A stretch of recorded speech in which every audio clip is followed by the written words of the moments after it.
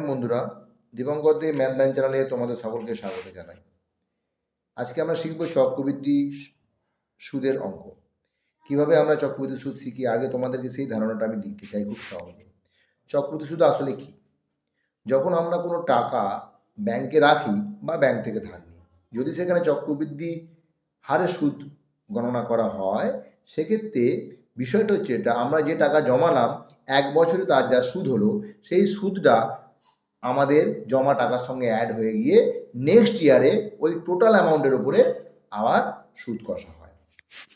ধরে নেওয়া যাক কেউ 5,000 টাকা ব্যাংকে রেখেছে, তো 5,000 টাকার উপরে সুদ হয়েছে ধরে নেওয়া যাক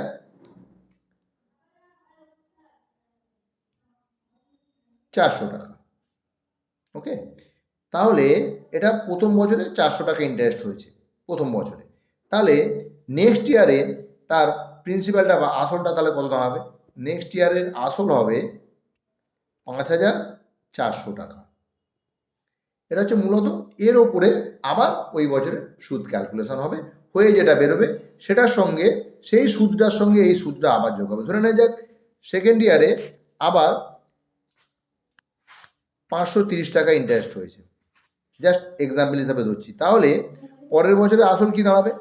তাহলে পরের বছরে আসল কি কত দাঁড়াবে আমরা একটু দেখি ক্যালকুলেশন করে। পরের বছরে আসল দাঁড়াবে 5,400, তার সঙ্গে 530 যোগ হয়ে যাবে, তাহলে কত কি দাঁড়াবে? 0, 3, 5, 4, 9। তাহলে পরের বছর মানে থার্ড ইয়ারে শুরুতে আসল দাঁড়াবে 5,930 টাকা। আশা করি তোমরা বিষয়টা বুঝতে পেরেছো। তো এই কনসেপশনটা প্রথমে আমাদের দরকার জানার, তবে আমরা এর উপরে ক্যালকুলেশন বা এর উপরে ফর্মুলা যা যা কিছু লাগে আমরা করতে পারবো। আশা করি এই ভিডিওটা ভালো লেগেছে। আমার এই ভিডিও ভালো লাগলে আমার সঙ্গে থাকো এবং চ্যানেলটি লাইক ও সাবস্ক্রাইব করে আরও মানুষকে দেখার সুযোগ করে দাও। ধন্যবাদ।